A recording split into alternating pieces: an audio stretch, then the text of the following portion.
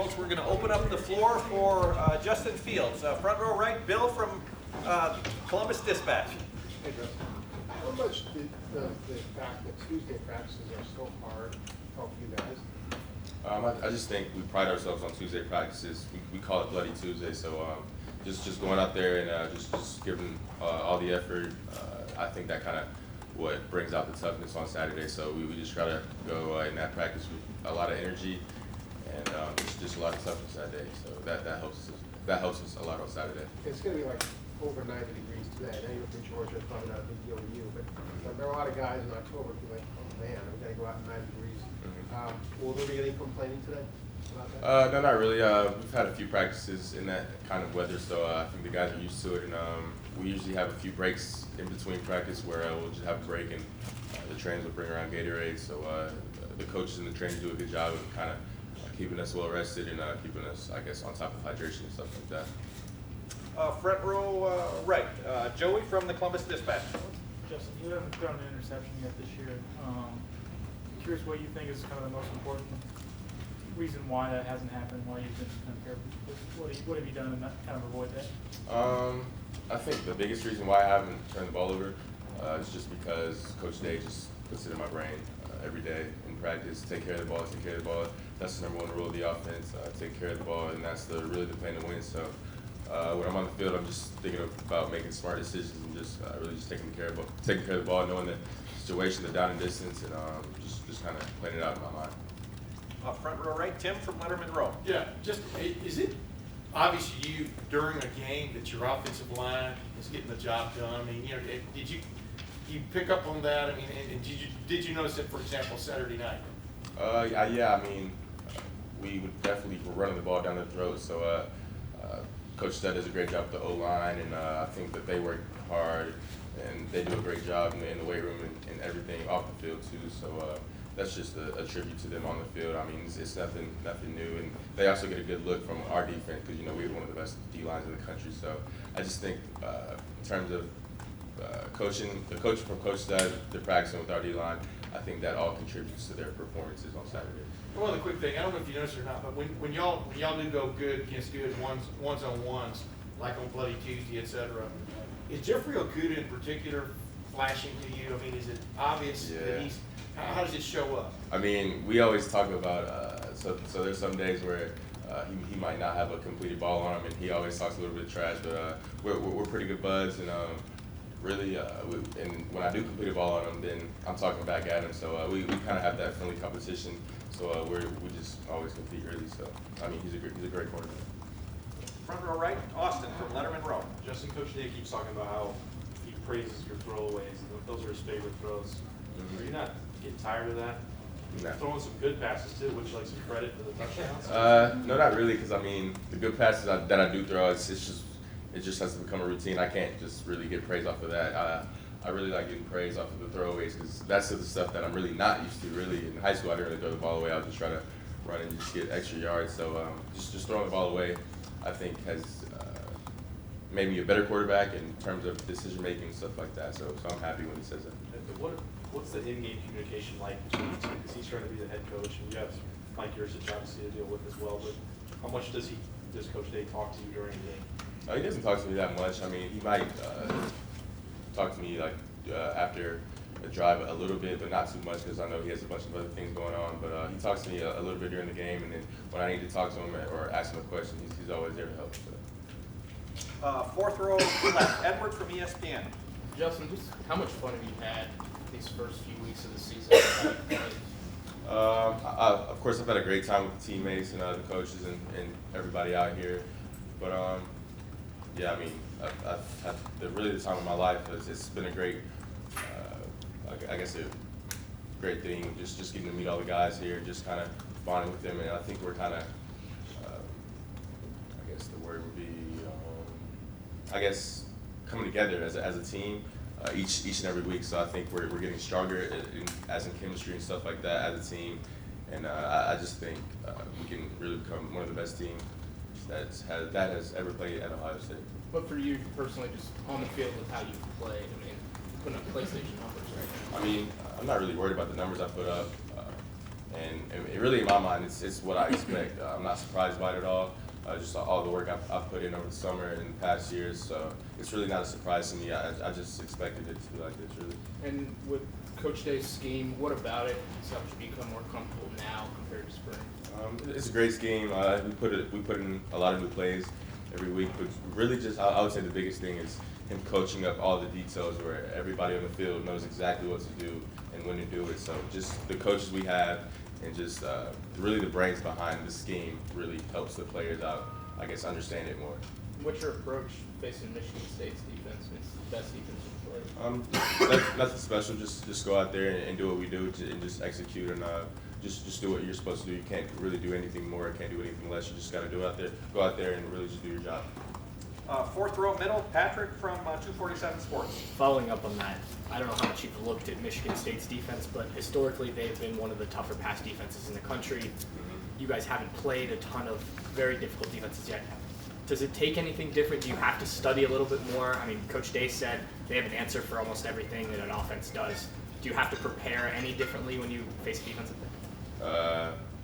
I think I've prepared in the recent weeks a good bit, so I'm not really going to change up my routine at all just because we're playing Michigan State. But they are a great defensive team, and they do have a great scheme, great coaches on defense, and great coaches on both sides of the ball.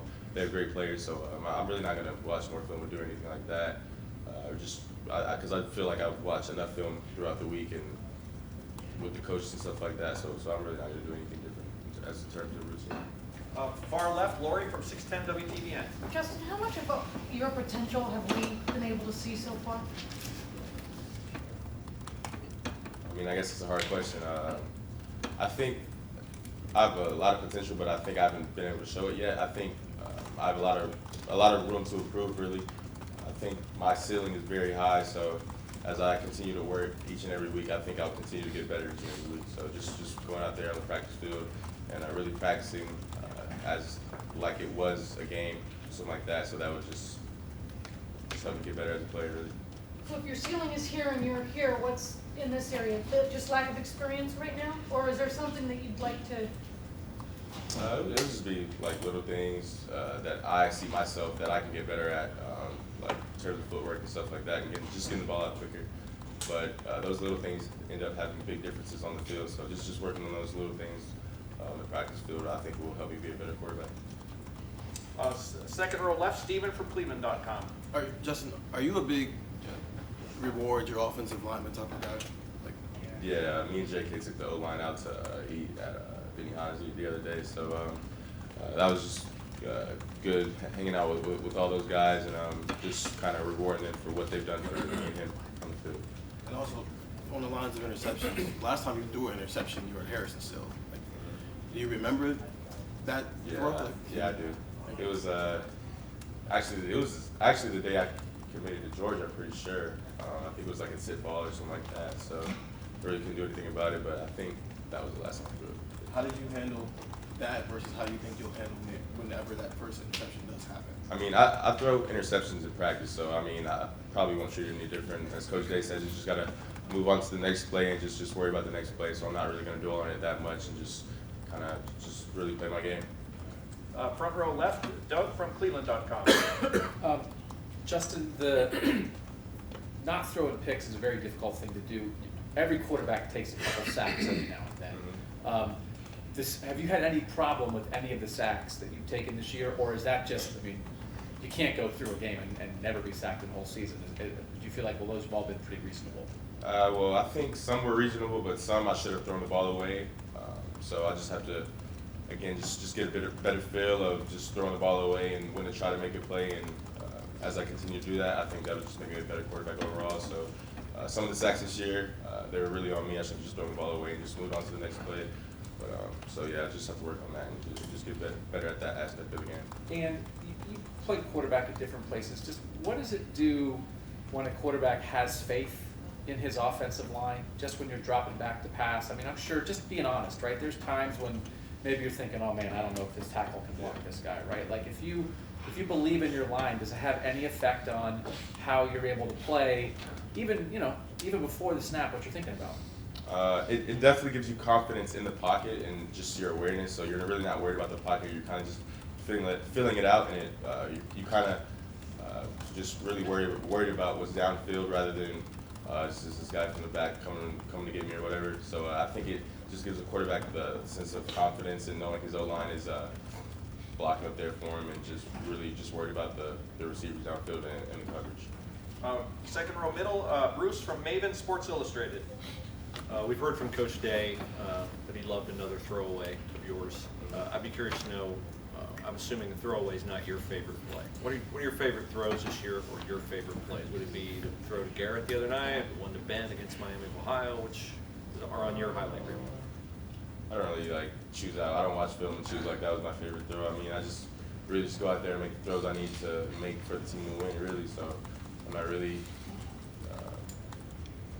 I guess, highlighting a specific throw in a game because I think I have a great arm, really not. I think the team thinks that too. So I make, I guess, good throws, quote unquote, good throws in practice. So it's really nothing new. I mean, we've worked hard over the summer and the winter, and the receivers know kind of what to do and what I expect from them.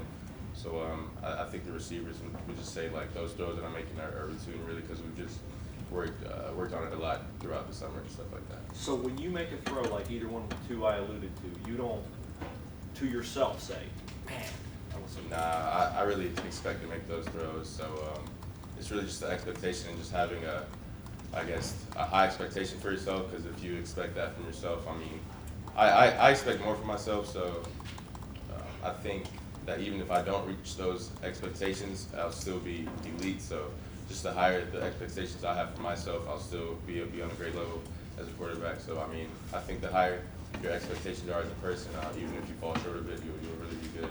But you just have to keep driving for your expectations. If you don't make it, you just got to keep working harder, really. In the midst of a game, are you more apt to be pleased with your performance or feel like you're missing things? Say that again? In the midst of a game, the vibe you have about how you're playing, are you more apt to be feeling like, hey, I'm playing pretty well? Or, I wish I had, Yeah, I mean, of course, throws and completions, they definitely build you up as the game goes on. But I mean, you can't really dwell on those things. You can't really get too high or get too low if you're not having a good game. You kind of just have to stay even keeled and just worry about the next play, really, because just really, Coach Yearson says each play has its own life, so you just have to focus on that particular play and just execute that play to the best of your ability. Got time for just a few more. Second row, right, Tony from the Ozone. Justin, what does Master Teague do for this offense? He's a downhill runner. I mean, he runs hard, he's big, he's physical, so he definitely kind of creates a big, powerful running back. Of course, JK's a big, powerful running back too, but we need another guy that can do that as well. So I think Master definitely opens up the running game. He's fast, he's elusive, and he can really run through guys. So I think he definitely opens up the offense. And then when you see him have success, you dump a pass off to him, and he takes it 25, 28 yards, does that then give you more confidence that he can do that as well? I mean, again, we see it all the time in practice, so it's really nothing new. But yeah, that was just a check down, and of course, just seeing that from Master is really not surprising at all. So just as we go on in practice, we're just working hard every day, really, and just seeing those from JK and Master and stuff like that. That's really not surprising to see at all from them. Right behind him, Rob from the Dispatch. Just curious, Justin, do you see any weaknesses on this team? We definitely have weaknesses on the team, and we're not where we need to be yet to win a national championship. So Coach Day emphasized that a lot, that we're not where we need to be, although we're having success right now. So we just emphasize really just going out and just having a great practice every day, bringing the energy and the juice out there. So really every day of practice, we just gotta play tough and really just practice as hard as we can. It's hard to see weaknesses, but you say there are some. What are they? I'd like to keep that disclosed right now so the other teams don't know our weaknesses, but yeah, we definitely know our weaknesses, and we just try to focus on those and try to make those weaknesses stronger. What's it going to take for you guys to get beat? What's it going to take for us to get beat? I think the only thing that it's going to take for us to get beat is us not being ourselves, really. I think if we play our game, do what we're supposed to do. I think we're definitely one of the best teams in the country. So as long as we continue to do that, I think we'll have a great season. And final set of questions, third row left, Dan from 11 Warriors. Justin, California passed a law yesterday about name, image, and likeness benefits. That's obviously a big issue in the NCAA right now. Just was curious, what's your perspective on that and whether student athletes should be able to get name, image, likeness benefits? I think in terms of, I think some student athletes need the money, of course, because not every student athlete grows up in the same background. Some student athletes, they have poorer backgrounds than others, so I haven't really thought about it much, but I definitely think some should be paid in terms of the way they've grown up and I guess how their family's doing back home, but I haven't really thought about it much. Is that something you guys talk about as players at all when that stuff is in the news? I mean, of course the players want to get paid, but our focus is really not on getting paid. Our focus is on winning games, so as long as we keep winning games, I think everyone will be happier around here. Justin, thank you very much.